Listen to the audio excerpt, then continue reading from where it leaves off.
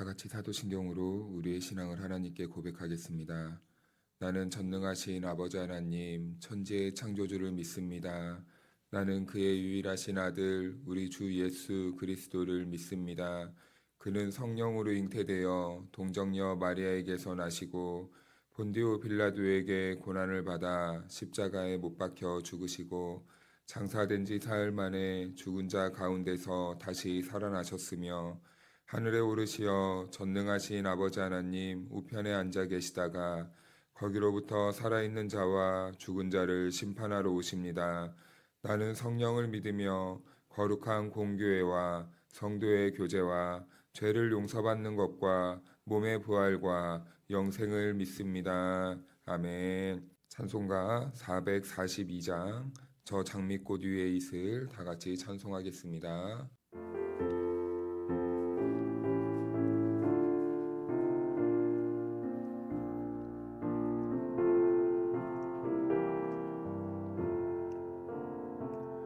저 장미꽃 위에 있을 아직 맺혀 있는 그때에 귀에 은은히 소리 들리니 주 음성 분명하다. 주님 나와 동행을 하면서 나를 친구 삼으셨네. 우리 서로 받은 그 기쁨은 알 사람이 없도다. 그 청한 주의 음성 우는 새도 잠잠케 한다. 내게 들리던 주의 음성이 늘 귀에 쟁쟁하다. 주님 나와 동행을 하면서 나를 친구 삼으셨네.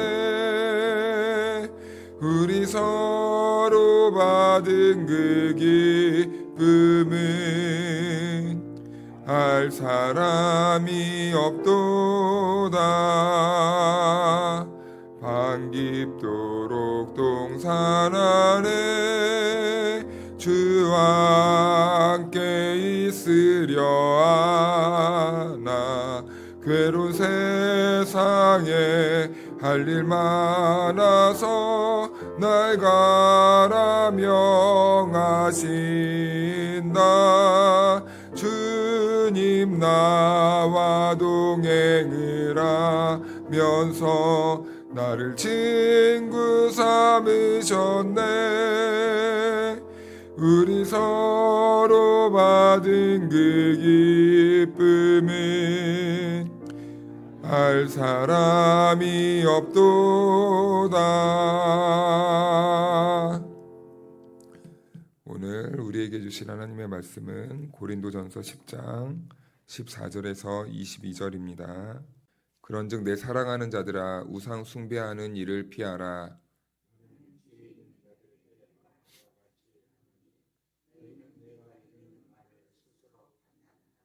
우리가 축복하는 바 축복의 자는 그리스도의 피에 참여함이 아니며 우리가 떼는 떡은 그리스도의 몸에 참여함이 아니냐.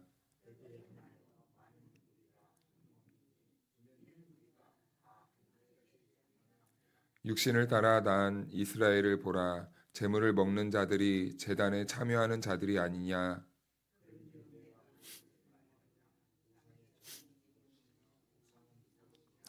무릇 이방인이 제사하는 것은 귀신에게 하는 것이요 하나님께 제사하는 것이 아니니 나는 너희가 귀신과 교제하는 자가 되기를 원하지 아니하노라.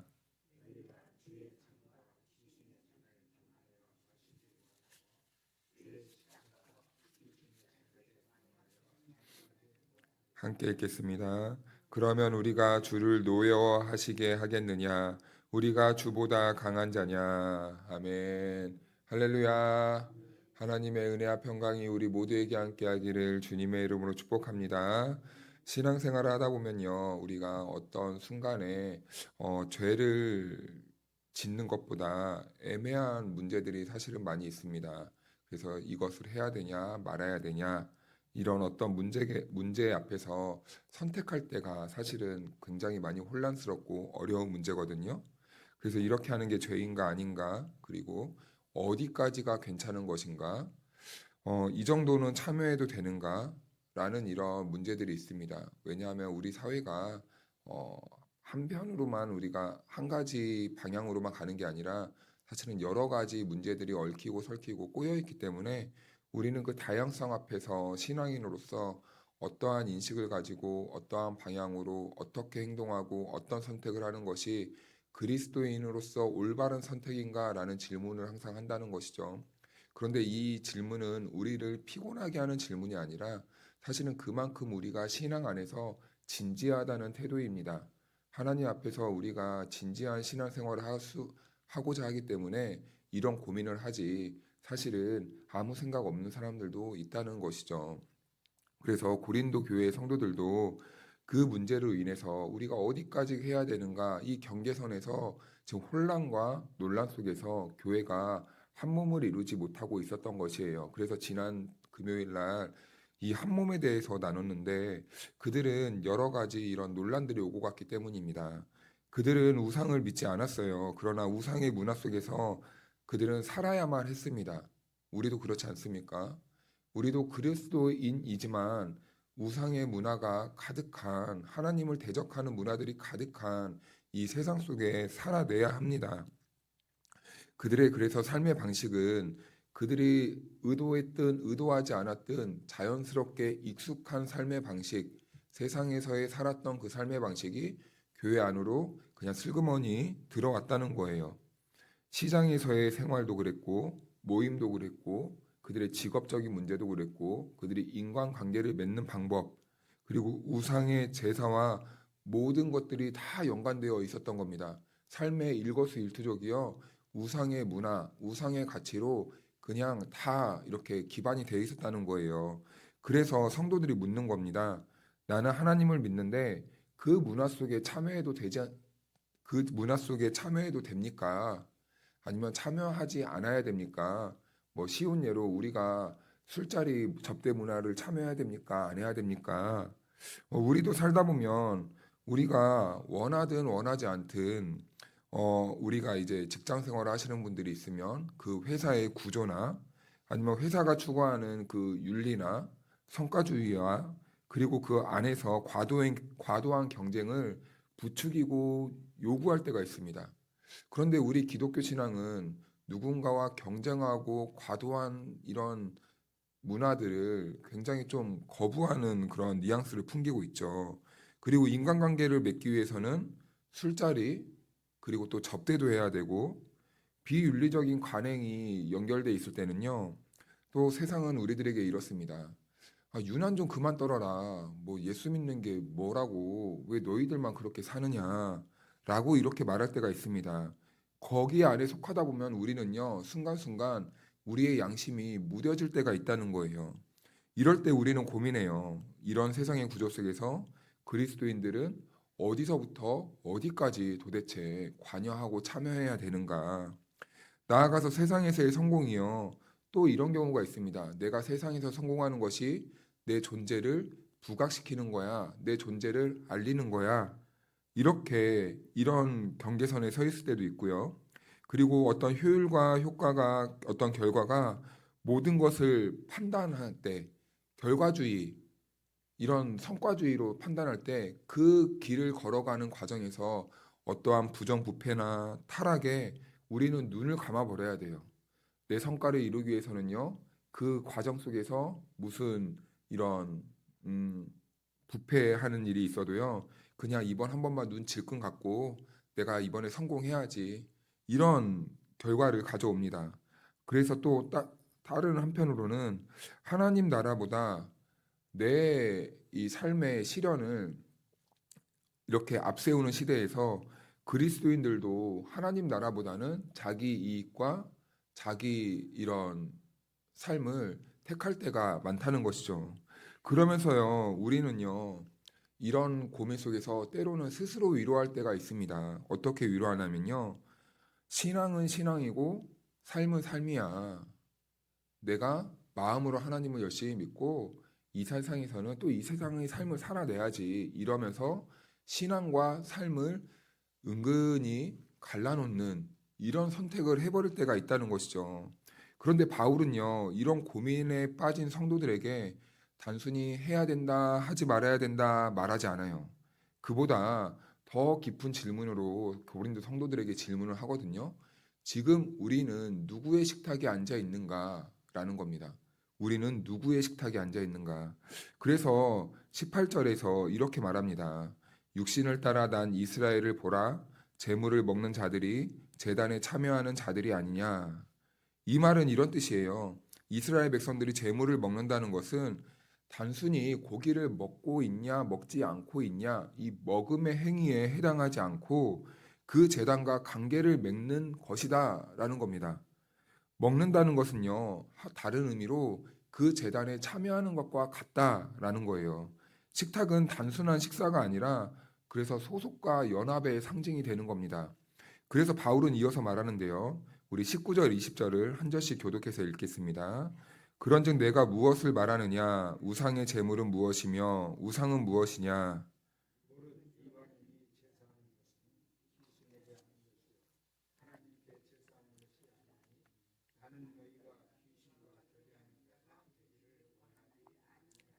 아멘. 네, 매우 중요한 말을 하고 있습니다. 여기에서 중요한 것은요, 고기의 문제가 아니라 그 고기 뒤에 감춰진 배후의 세력이 무엇인가라는 겁니다. 단순히 먹고 마시고 하고 안 하고의 문제가 아니라 그 뒤에 감춰진 영적인 이 세계를 보라는 거예요. 겉으로는 음식을 먹는 것이지만 영적으로는요, 그 먹음으로 인해서 우상과 교제하는 일이 발생할 수 있다라는 겁니다. 그래서 바울의 논리는 단순해요. 아무 생각 없이 참여한다고 해도 그 행위 자체가 이미 우상의 세계와 연결돼 있을 수도 있다라는 것입니다. 즉 신앙은요, 마음만이 중요한 것이 아니라 행동에도 어떤 영적인 의미를 가지고 있다라는 것을 바울은 지금 지적하고 있는 거예요. 그래서 바울은 아주 분명하게 선을 긋는데요. 21절에 이렇게 말합니다. 우리 같이 읽겠습니다. 시작. 너희가 주의 잔과 귀신의 잔을 마시지 못하고 주의 식탁과 귀신의 식탁에 겸하여 참여하지 못하리라. 아멘. 바울은 계속해서 신앙을 철저히 이 식탁의 비유로 설명하고 있거든요. 식탁은 한마디로 관계입니다. 내가 어디에 소속되어 있느냐의 문제예요. 식탁은 그리고 누구와 교제하는 것인가에 대한 문제입니다. 어떤 식탁에 앉느냐는 누구와 함께 삶을 살아가고 있느냐를 보여주고 있는 것이에요. 한 집의 식탁에 앉으면서 다른 식탁에 동시에 참여할 수 없잖아요. 그런데 지금 고린도 교회가 그랬다는 겁니다. 하나님의 식탁에 앉아 있지만 또 세상의 식탁에 한 다리를 걸치고 있었다는 겁니다. 주님의 식탁에 앉으면서 세상의 가치와 우상의 세속적인 문화, 그들의 가치관에 동시에 뿌리를 내리고 싶어 했던 것이 고린도 교회 성도들의 이 심리 안에 담긴 솔직한 그들의 마음이었다는 거죠. 그래서 두 마음을 품고 한 다리는 하나님께, 한 다리는 세상에게. 그러면서 하는 말이 무엇입니까? 나는 자유해 라는 거예요. 믿음이 강한 사람들이. 믿음이 강하다라고 말하는 사람들이요. 나는 자유하다 말을 하는 겁니다. 이건요, 단순히 행동의 문제가 아니라 그래서 정체성의 문제라는 겁니다. 나는 누구의 사람인가? 나는 누구와 연결되어 있는가? 나의 정체성을 보여주는 행동이라는 거예요. 그래서 바울은 마지막에 강하게 반문하거든요. 우리 22절을 한번 읽어볼까요? 시작. 우리가 주를 노여하시게 하겠느냐? 죄송합니다. 그러면 우리가 주를 노여하시게 하겠느냐? 우리가 주보다 강한 자냐? 아멘. 이 말은 이런 말이에요. 한마디로 너네들이 정말 그렇게 해도 괜찮다고 생각하느냐? 이 말입니다. 그래서 설마 너네들이 정말 하나님보다 강하다고 생각하느냐? 라는 거예요. 그 결과를 너네들이 그렇게 결정하는데 감당할 자신이 있니? 라는 겁니다. 신앙은요, 해도 되느냐의 문제가 아니냐, 그 결과를 하나님 앞에서 우리들이 감당할 수 있겠는가에 대한 문제입니다. 예수님은 자유가 없어서요, 십자가의 길을 가신 게 아니에요. 권리가 없어서 침묵하신 것이 아닙니다. 능력이 없어서 고난받으신 것이 아닙니다. 사랑 때문에 스스로 절제하셨던 분이 예수님입니다. 그렇다면 우리는 묻는 거죠. 주님이 그렇게까지 자신을 낮추셨는데 나는 왜 내 자유를 그렇게 붙잡고 있는가? 주님은 스스로 절제하시고 주님은 참아내시고 주님은 인내하셨는데 왜 우리는 계속해서 내 욕망이 이끄는 자유를 허용하고 싶어 하는가? 왜 그것을 계속 붙잡고 있는가라는 겁니다. 그래서 우리는 흔히 쉽게 이렇게 말합니다. 중요한 건 마음이지. 마음으로 하나님은 잘 믿으면 되지 뭐. 이렇게 말을 합니다. 맞습니다. 마음도 맞습니다. 너무 중요하죠. 우리의 중심이 가장 중요합니다. 그러나 성경은요, 우리의 마음도 중요하지만 그 마음으로부터 함께 결과로 나오는 우리의 행동도 중요하다라는 것을 사실은 동시에 말하고 있어요. 왜냐하면요, 사람은 어떠한 그 속마음의 내용을 보기 전에 그 내용을 담고 있는 형식을 먼저 보여주기 때문입니다. 내가 괜찮다고 생각해도요, 내가 괜찮은 것 때문에 누군가가 시험에 빠질 수도 있는 거예요. 누군가는 그 모습을 보고 우리의 신앙을 오해할 수도 있는 것입니다. 예전에 사역을 하는데요, 전주에서 사역을 하는데 식당을 갔어요. 전도사님들하고. 그런데 대낮이었습니다. 대낮이었어요. 그런데요, 막 대낮부터 누가 얼굴 벌개지게 막 술을 먹으면서 막 얘기를 하는 거예요. 근데요, 술을 먹으면 사람들이 목소리 톤도 올라가고 목소리도 커지잖아요. 근데요, 그 술 먹은 사람이 술도 안 먹어요. 앞에 젊은 사람을 앞에 두고요, 교회 얘기를 하는 거예요. 우리 목사님이 어떻고, 그리고 우리 교회가 어떻고. 근데 부정적인 말은 아니었어요. 좋은 말이었어요. 그 전도하려고 그런 말을 하는 겁니다. 그런데 그 사람의 표정이 아직도 생생해요. 멋있은 표정으로 이렇게 앉아 있는 거예요. 그런 모습을 보면서 순간 우리 전도사님들이 우리 조심하자. 우리의 모습이 또 저런 모습일 수도 있겠다. 우리가 술은 먹지 않지만 누군가에게 내 자유 때문에 내 이 부족한 모습 때문에 저런 모습일 수도 있겠다라는 이런 대화를 나눈 적이 있습니다. 그래서요, 신앙의 성숙은 이렇다라고 합니다. 내가 무엇을 할 수 있는지 증명하는 것이 아니라요, 나에게 있는 자유로 내가 주님을 위해 무엇을 절제하고 참을 수 있는지, 내가 무엇을 하지 않을 수 있는지, 이것이 신앙이 성숙할수록 보여줄 수 있는 모습이라는 거예요. 그래서 자유의 증거는요, 사용이 아니라 절제라는 것입니다. 그래서요, 신앙이 참 너그럽고 이런 분들은요, 교회에 아이들이 많으면요, 아이들이 무슨 짓을 해도 어떻게 합니까? 똑바로 해! 이게 아니라 허허 웃으시면서 그럴 수도 있지. 그러면서 참는 거야. 라고 이렇게 허용해주고 품어줄 수 있잖아요. 그런데 이것은 어린아이에게만 해당되는 것이 아니라 우리 공동체 안에서 이렇게 신앙이 성숙할수록 아직 자라지 못한 성도들을 위해서 받아줄 수 있고 허용해줄 수 있고 품어주게 된다는 것입니다. 그래서 오늘 말씀은 우리들에게 질문하는 것 같습니다. 우리는 세상을 살아가는데 어느 식탁에 앉아서 누구와 교제하고 있는가라는 것입니다. 주님의 식탁에 앉은 사람이라면요, 그 삶은요, 우리가 이것을 해야 됩니까, 말아야 됩니까 묻기 전에요, 자연스럽게 달라지게 되는 거예요. 선택이 달라집니다. 그리고 관계가 달라지고요. 그리고 내가 어떤 것을 선택할 때 그 기준이 달라집니다. 그러므로 신앙은요, 큰 결단의 순간만이 아니라 우리가 일상에서 작은 선택을 반복해 나가는 과정이라는 거죠. 오늘도 내 자유를 주장하기보다 우리는 주님의 식탁에 속한 그리스도인들답게 우리는 오늘 하루도 다른 사람들에게 덕을 끼치고 그리고 공동체를 살리는 선택을 하면서 살아가야 할 줄로 믿습니다. 오늘 우리가 그렇게 살아냄으로써 우리가 오늘 하루의 이 인생 속에서 하나님께는 영광이 되고 하나님께 기쁨을 올려드릴 수 있는 복되고 복된 하루가 될 수 있기를 축복합니다. 기도하겠습니다. 거룩하신 하나님 아버지, 오늘도 말씀으로 우리의 자리를 비추어 주시니 감사를 드립니다. 우리가 어느 식탁에 앉아 있는 사람인지 다시 묻게 하시니 감사합니다. 주님의 식탁에 참여한 자로 불러주셨으니 우리의 삶이 두 마음으로 나뉘지 않게 하시고 주님과 세상을 동시에 붙드는 어리석음에 머물지 않게 도와주옵소서. 작은 선택 하나에도 영적인 의미가 있음을 기억하게 하시고 해도 되는가를 묻기보다 주님께 합당한가를 먼저 묻는 지혜를 허락하여 주옵소서. 우리의 자유를 주장하기보다 주님의 사랑을 따라 절제할 줄 아는 믿음을 주시고 공동체를 세우는 선택을 할 수 있도록 이끌어 주시옵소서. 하나님, 이 새벽에 주님의 식탁 앞에 모인 성도들을 기억하여 주시고 오늘 하루의 일터와 가정과 관계 속에서 주님의 사람답게 살아갈 담대함과 지혜를 더하여 주옵소서. 감사드리오며 예수님의 이름으로 기도하옵나이다. 아멘.